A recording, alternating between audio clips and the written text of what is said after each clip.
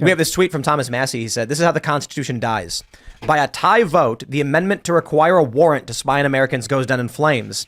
This is a sad day for America. The speaker doesn't always vote in the House, but he was the tiebreaker today, and he voted against the warrants, meaning if he didn't vote at all, the warrants would have won." Dennis, you can see the whatever he's got. Yeah, well, Tom Massie is spot on, and he's a patriot. He really cares about this country.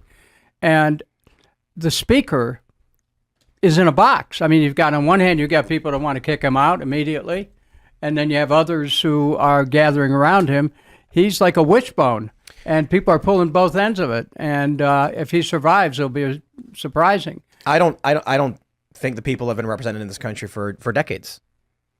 There was a study that found the political opinions of the American people have no bearing whatsoever on whether bills get passed. Yeah, Ron Paul. It is lobbyists, corporations, the wealthy. We had Ron Paul on the show a year ago or so. He said he thinks the Republic died when Kennedy was assassinated. And he was like, I think the CIA killed Kennedy. And that was when the Republic officially was like, well, as someone who was a senior in high school when Kennedy was assassinated, and I have a point of reference on that.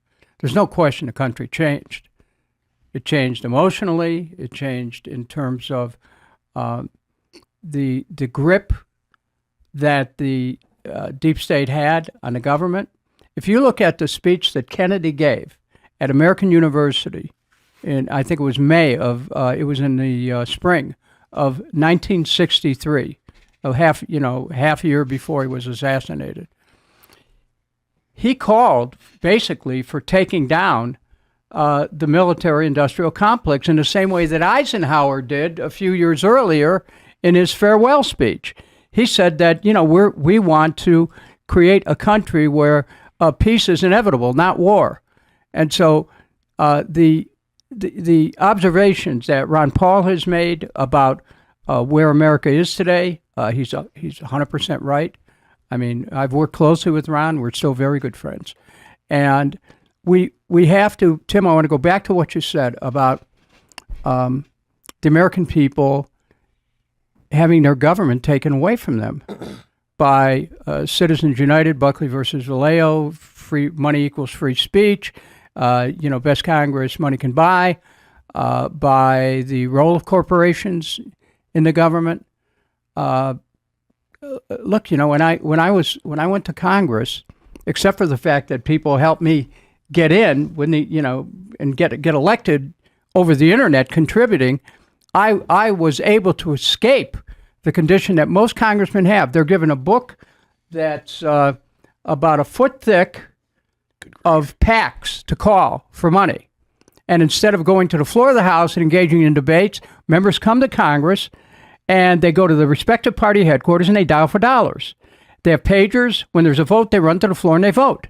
But most members are not involved in a day-to-day debate because they need to raise $3 to $10 million, depending on the district or more, to come back.